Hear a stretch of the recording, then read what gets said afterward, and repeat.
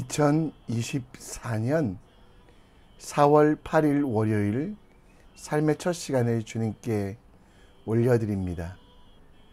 이 아침에 우리의 눈이 하나님을 향하고 그리고 우리에게 맡기신 지극히 작은 자들을 향하는 믿음의 사람 되시기를 함께 기도합니다. 우리 함께 사도신경을 통해 우리의 믿음을, 우리의 신앙을 고백합니다. 전능하사 천지를 만드신 하나님 아버지를 내가 믿사오며 그 외아들 우리 주 예수 그리스도를 믿사오니 이는 성령으로 잉태하사 동정녀 마리아에게 나시고 본디오 빌라도에게 고난을 받으사 십자가에 못 박혀 죽으시고 장사한 지 사흘 만에 죽은 자 가운데 다시 살아나시며 하늘에 오르사 전능하신 하나님 우편에 앉아 계시다가 저리로서 산자와 죽은 자를 심판하러 오시리라. 성령을 믿사오며 거룩한 공회와 성도가 서로 교통하는 것과 죄를 사해 주시는 것과 몸이 다시 사는 것과 영원히 사는 것을 믿사옵나이다. 아멘. 우리 함께 찬송 드립니다. 찬송가 182장입니다.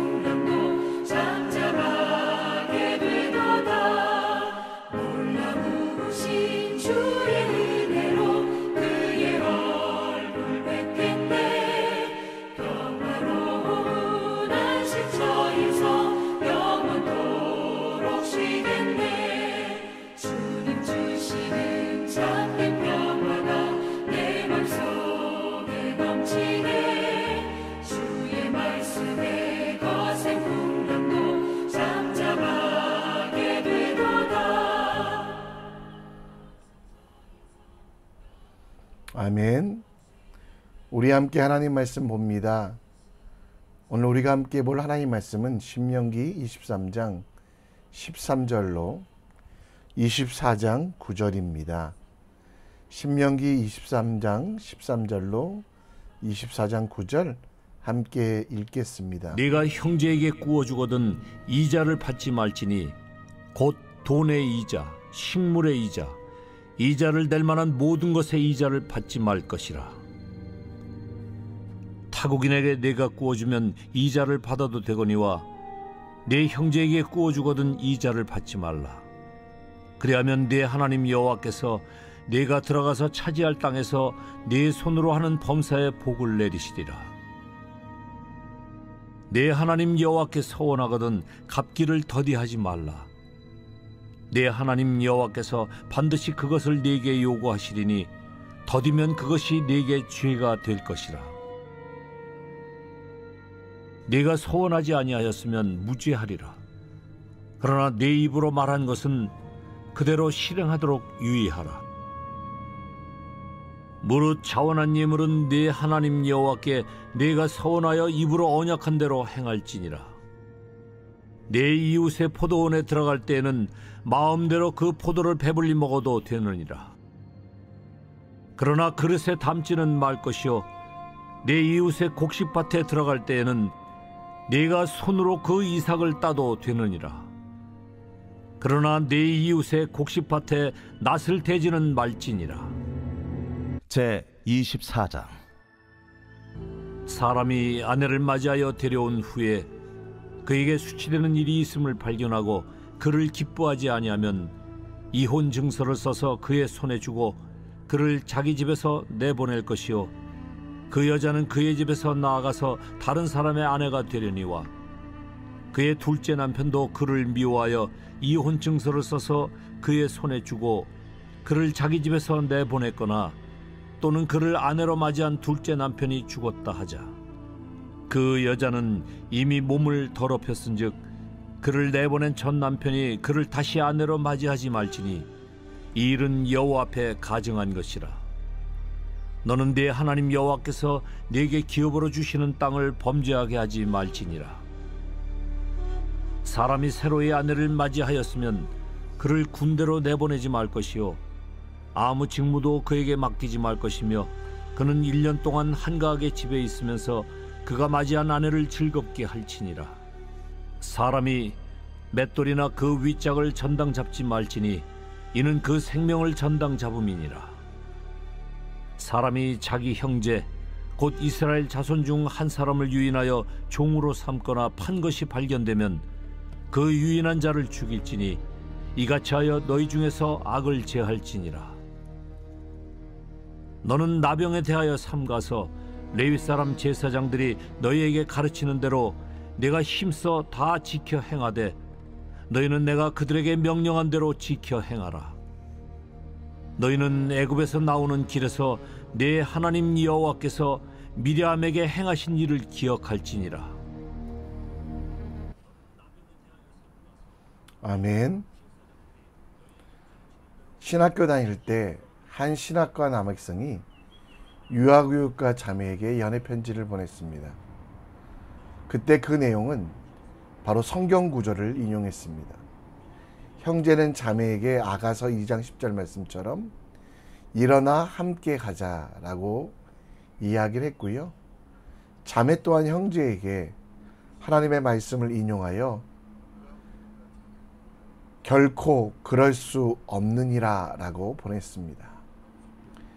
형제는 포기하지 않고 자매에게 다시 간절한 마음으로 하나님께서 자신들을 짝지어 주었으니 자신들은 사귀어야 된다라고 마태복음 19장 6절 말씀을 보냈는데요.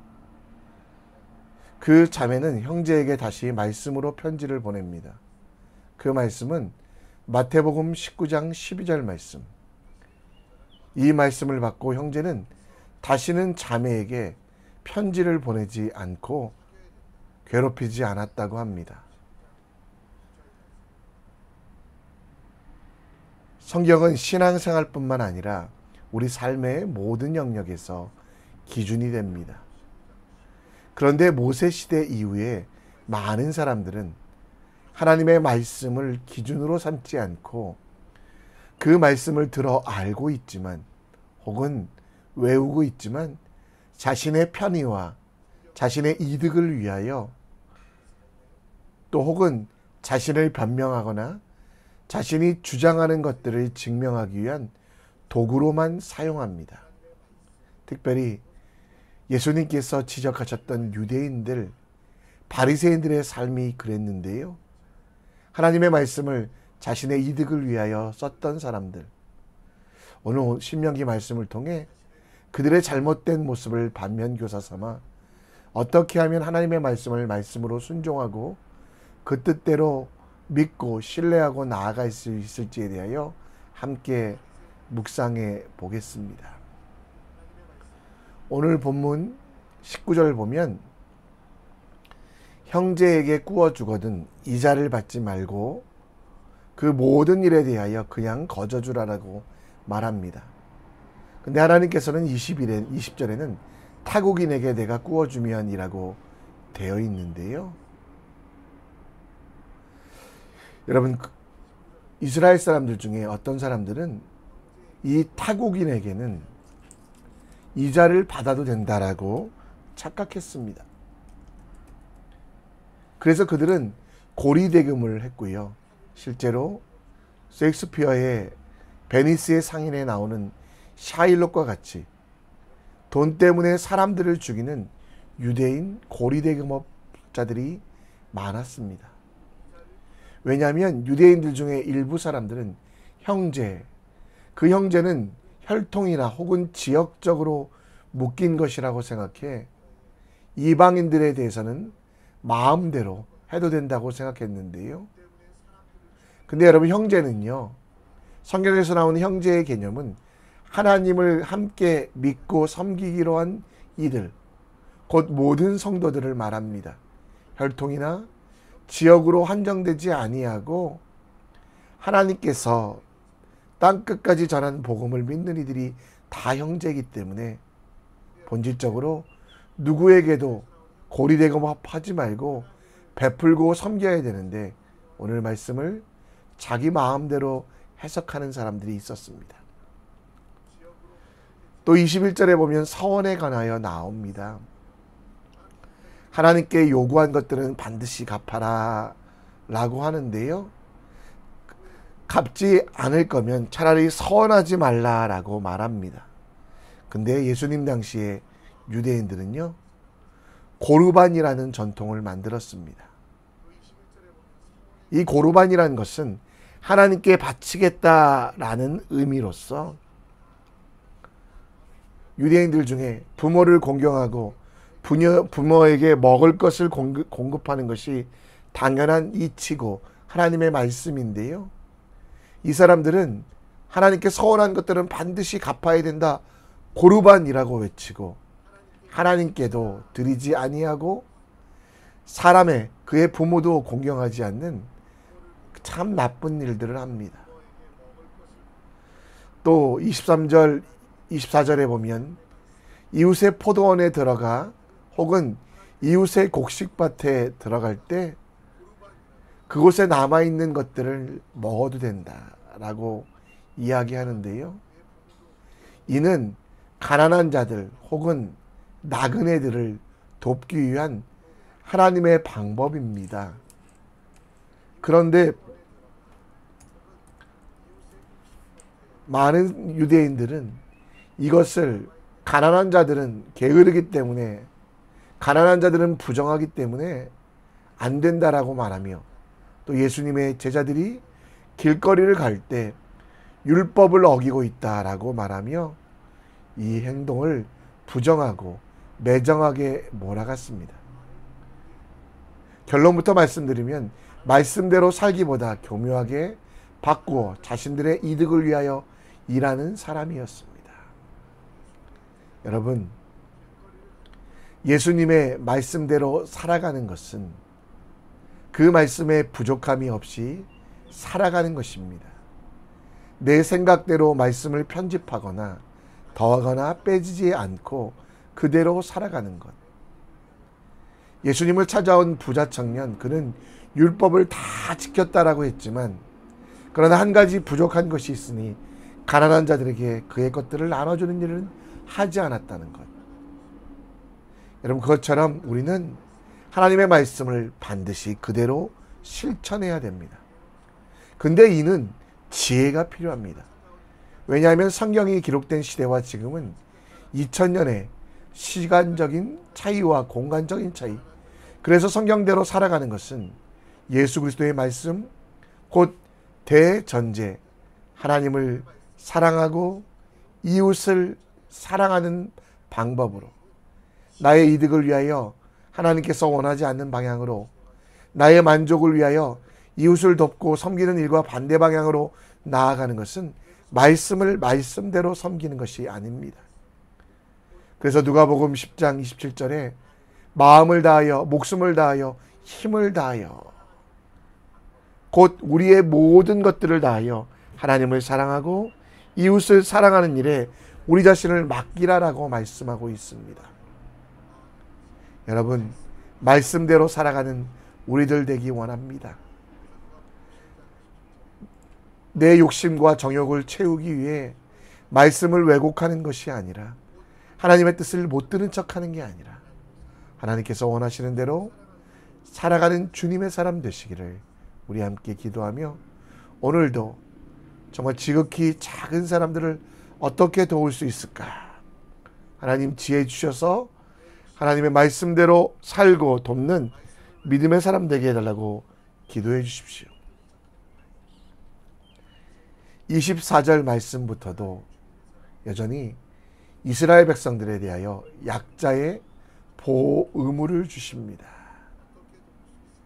24장 1절 말씀에 보면 사람이 아내를 맞이하여 데려온 후에 그에게 수치가 되는 일이 있음을 발견하면 그를 기뻐하지 않고 이혼 증서를 써서 그에게 자기 집으로 돌려보내고 라고 말합니다.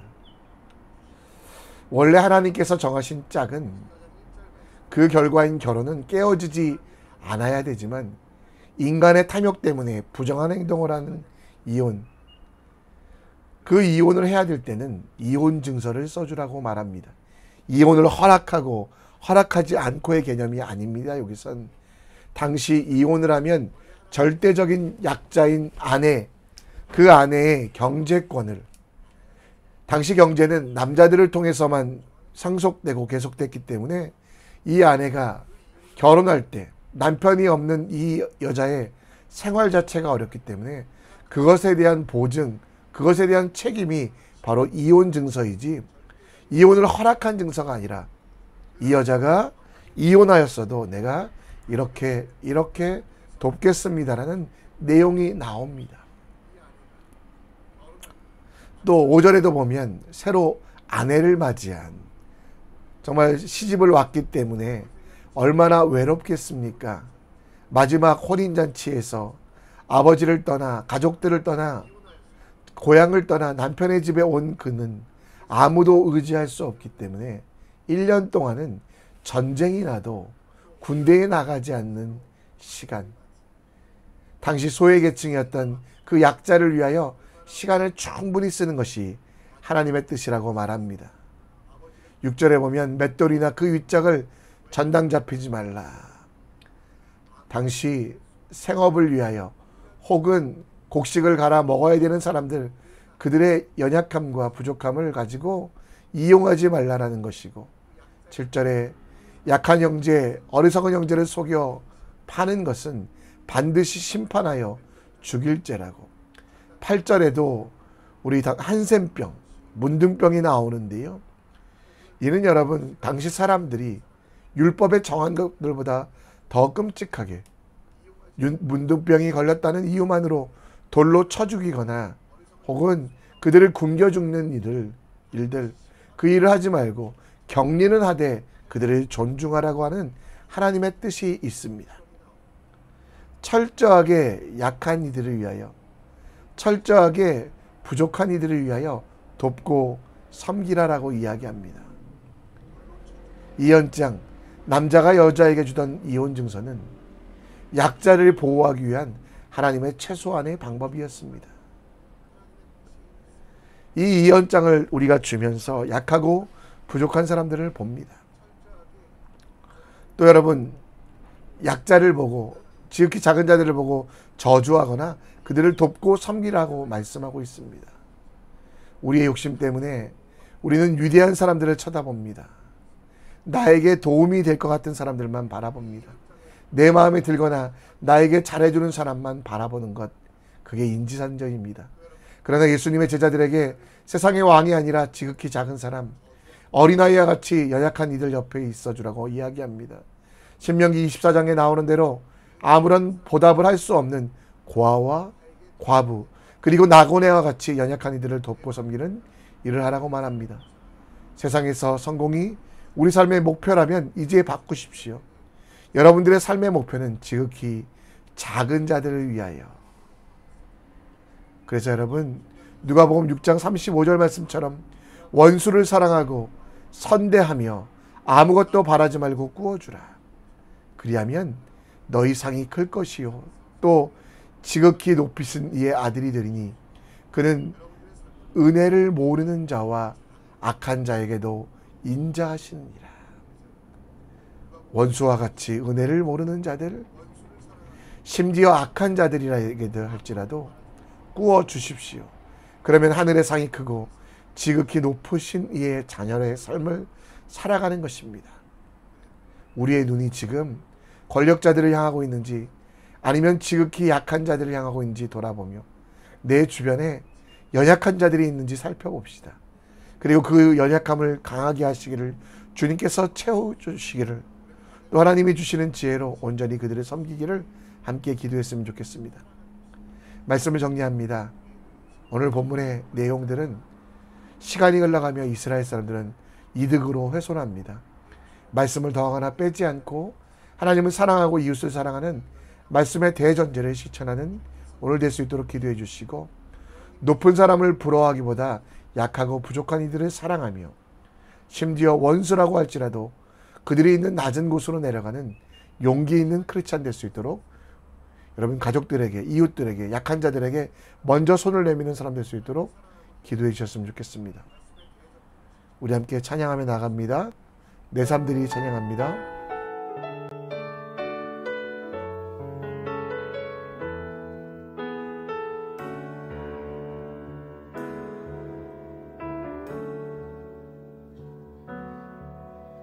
소망 없는 내 삶에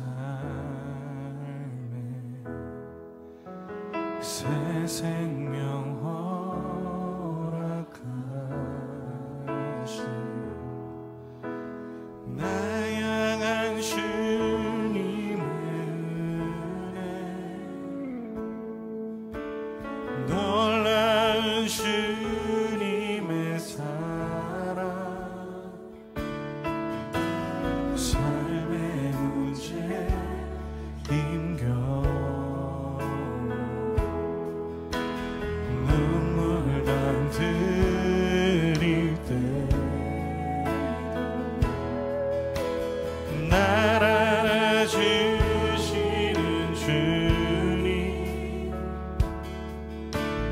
한없는 주님의 사랑 나 찬양하네. 나의 믿음 주께